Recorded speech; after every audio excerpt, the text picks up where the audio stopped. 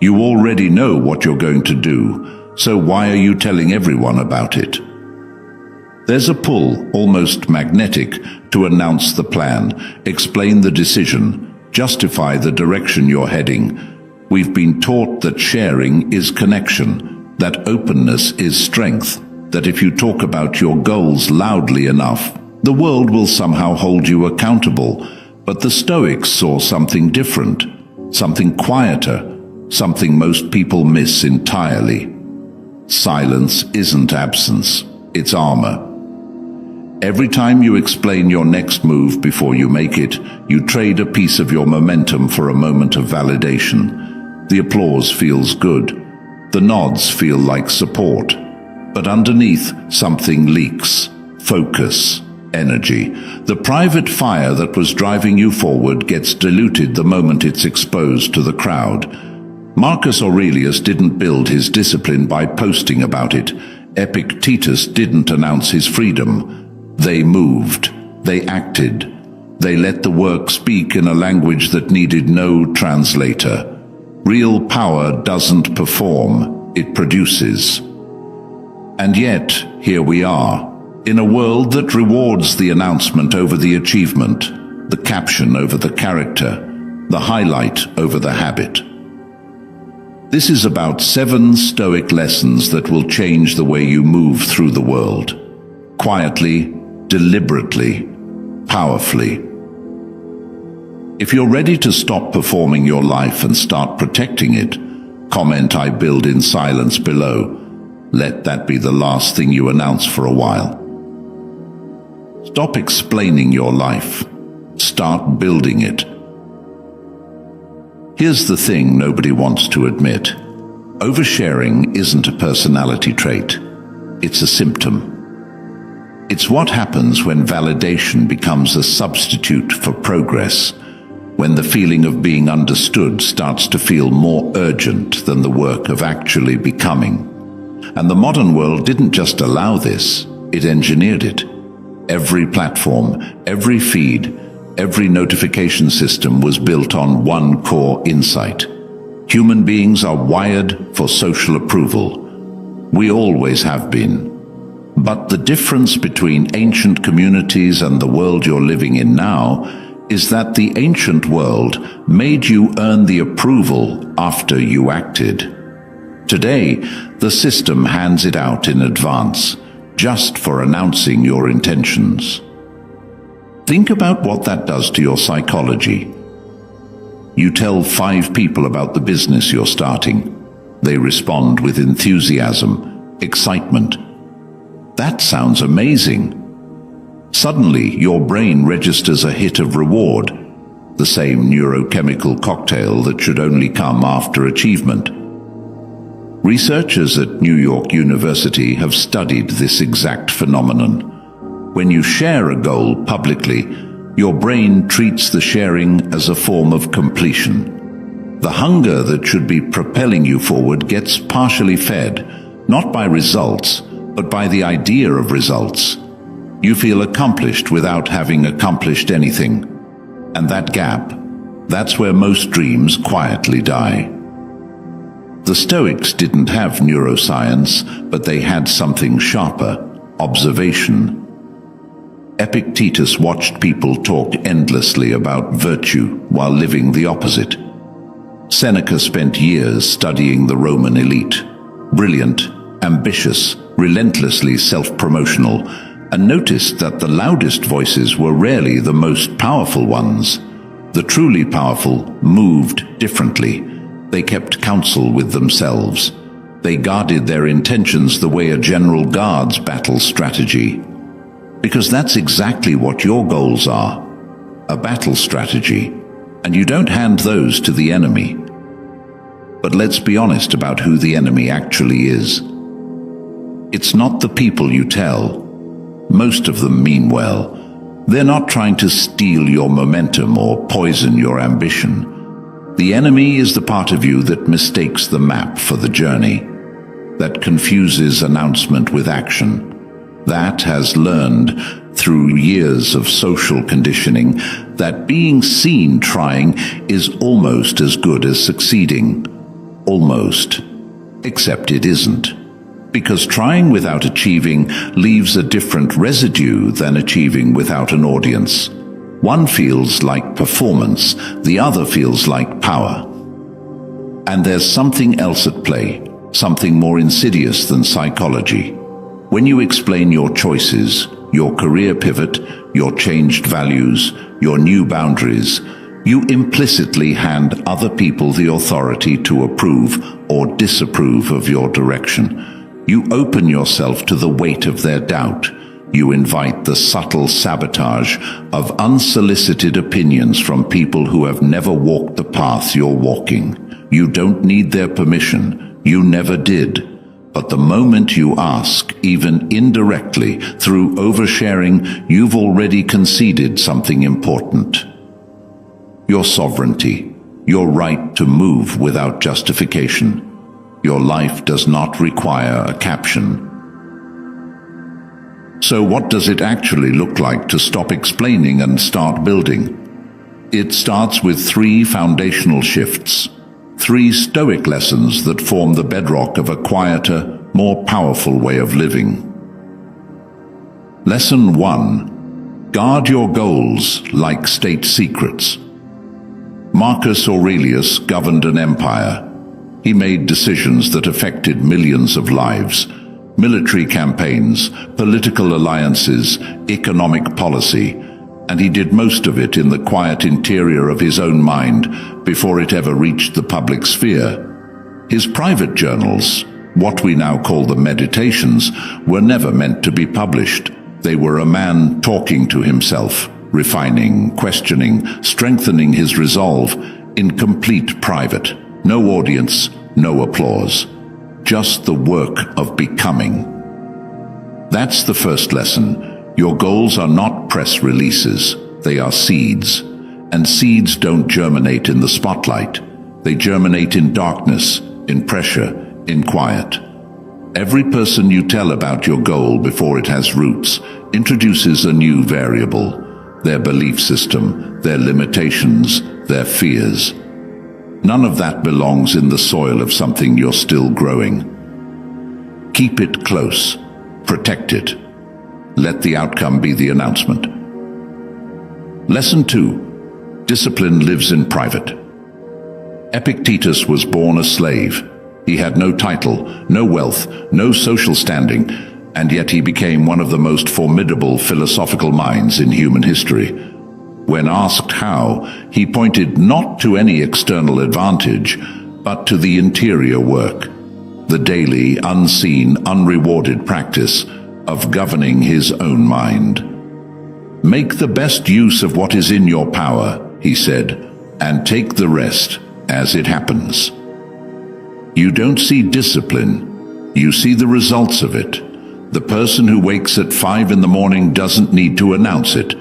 The clarity in their eyes speaks first. The athlete who trains in the off-season doesn't need to broadcast it. The performance reveals it. Discipline is not a performance. It is a private agreement you make with yourself, renewed daily, without ceremony. When you stop performing your discipline and start practicing it, something fundamental shifts. The practice becomes its own reward. The silence around it becomes its own protection. Nobody can disturb what nobody knows about. Lesson 3. Let silence disqualify the wrong voices. Here's something counterintuitive. When you stop explaining yourself, some people get uncomfortable. They push, they question, they interpret your quietness as arrogance or secrecy or weakness. And your instinct, conditioned by years of social training, will be to reassure them, to explain, to justify. Resist it. Because their discomfort with your silence is information. It tells you whose support was always contingent on your transparency, whose investment in your journey was really about their need for access, not your actual well-being. Cato the Younger understood this instinctively. In the Roman Senate, surrounded by politicians who traded words like currency, Cato became famous for his economy of speech.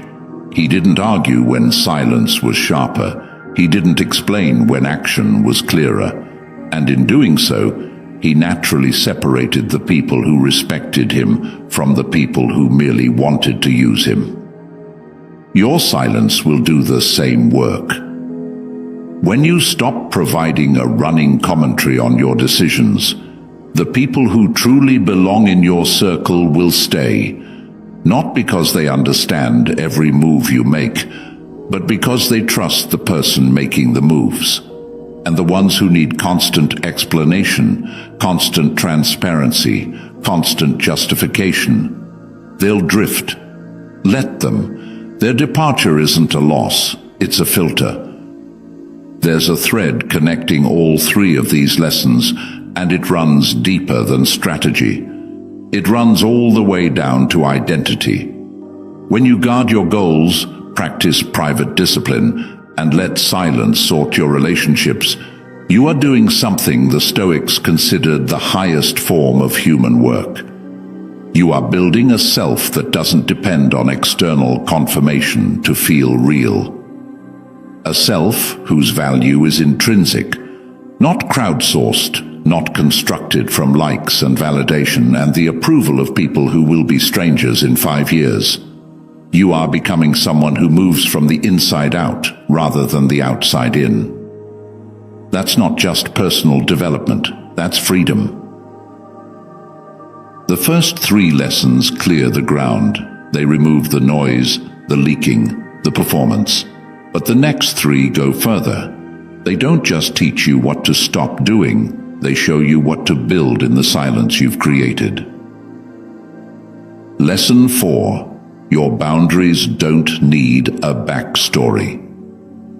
Somewhere along the way, you learned that saying no requires an explanation, that declining an invitation, stepping back from a relationship, or protecting your time and energy needs to be justified to the people it affects. The Stoics would find this deeply strange. Seneca wrote extensively about the tyranny of other people's schedules, other people's demands, other people's definitions of what you owe them. Omnia aliena sunt, tempus tantum nostrum est, he wrote. Everything else belongs to others. Time alone is ours. You are not obligated to explain why you're protecting your time. You're not required to justify your limits with a story that earns sympathy. A boundary stated clearly and calmly is complete. I'm not available for that. That doesn't work for me. Full stop. No footnotes. No apology tour. When you add the explanation, you invite negotiation, and negotiation is how boundaries collapse. The person who respects your boundary without needing the story is showing you something valuable about who they are. The person who demands the backstory before deciding whether your limit is acceptable is showing you something equally valuable, something you should not ignore. Lesson 5. Let your results do the talking. This one sounds obvious. It rarely gets practiced. Zeno of Citium, the founder of Stoicism, is said to have pointed to his own 2 ears and 1 mouth as a natural reminder of proportion. Listen more, speak less. Let the ratio be written into how you move, but in a world built on personal branding, self-promotion, and the constant performance of expertise, listening less and claiming more has become the dominant strategy. Everyone is loudly establishing their credibility before they've done the work to earn it. You don't have to play that game. When you let results accumulate quietly, something interesting happens. The results speak in a register that words can't reach. They carry weight that announcements never will. People don't remember what you said you were going to do, they remember what you did. And when the gap between those 2 things is 0, when you consistently deliver without pre-announcing, your reputation becomes something nobody can manufacture with words alone. It becomes earned. Do the work, then let the work introduce you. Lesson 6. Stop feeding the noise. Let it starve. Modern life generates a constant invitation to react. Opinions flood every channel. Drama cycles through your feeds like weather patterns, predictable, recurring, oddly compelling. And every reaction, every response, every public engagement is a small leak. A tiny expenditure of the energy you need for the work that actually matters. Marcus Aurelius faced this at a scale most of us will never encounter. As emperor, he was surrounded by sycophants, critics, conspiracy, and chaos. His journals are full of one recurring practice, returning to what is actually within his control. Not the opinions, not the gossip, not the noise, just the choices in front of him, in this moment, with the faculties he was given. You have the same choice, every single day. The gossip that's circulating about someone you know, you don't have to engage with it. The online argument that's calling for your participation, you don't have to answer it. The drama inside a group you belong to, you don't have to become its fuel. None of this is indifference, it's discernment. There is a profound difference between someone who doesn't care and someone who has decided, deliberately and with full clarity, that their energy is too valuable to waste on noise that will mean nothing in 6 months. Silence in the face of provocation is not weakness.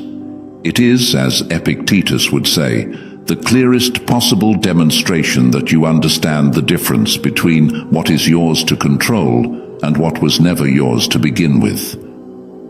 That understanding is architecture. It is the structure on which a powerful, quiet life is built. 6 lessons in, and something is already shifting. You can feel it, the way silence begins to feel less like absence and more like intention, less like isolation and more like focus. The 6 lessons so far have been about removing, protecting, discerning, and building. But the 7th lesson is different. It's the one that ties everything together. It's the one the Stoics saved for the people who were actually ready to hear it. Lesson 7. Become someone who needs no audience. This is the deepest cut. Because everything we've talked about, guarding your goals, practicing private discipline, holding your boundaries without explanation, letting results speak, refusing to feed the noise, all of it points to a single destination, a self that is genuinely self-sufficient, not in a cold, disconnected way, not in the way of someone who has simply stopped caring, but in the way of someone who has found, through discipline and silence and private work, that their interior life is so rich, so grounded, so alive, that the external approval they use to chase starts to feel like a poor substitute for something they already have. Seneca called it receding into yourself. Recede in a ipse quantum potes, withdraw into yourself as much as you can. This wasn't a prescription for loneliness. It was an invitation to discover that the most important relationship you will ever have is the one you have with your own mind. And that relationship, like all meaningful relationships, requires privacy to deepen. Think about the people in your life you most genuinely respect. Not the ones who perform their confidence, not the ones who narrate their virtues, the ones who simply are, the ones whose presence carries weight because it isn't auditioning for anything. They walk into a room and you sense, almost immediately, that they have nothing to prove. Not because they've given up, but because they've arrived. They've done the interior work. They've sat with themselves long enough, in enough silence, through enough private difficulty, that they no longer need the room to confirm who they are. That is where these 7 lessons lead. It doesn't happen overnight. It doesn't come from reading one more article or watching one more video.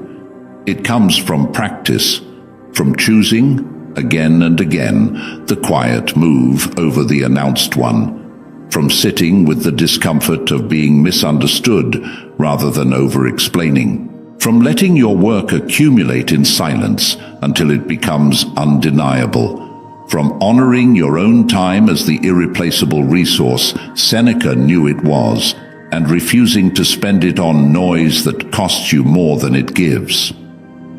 And here's what nobody warns you about.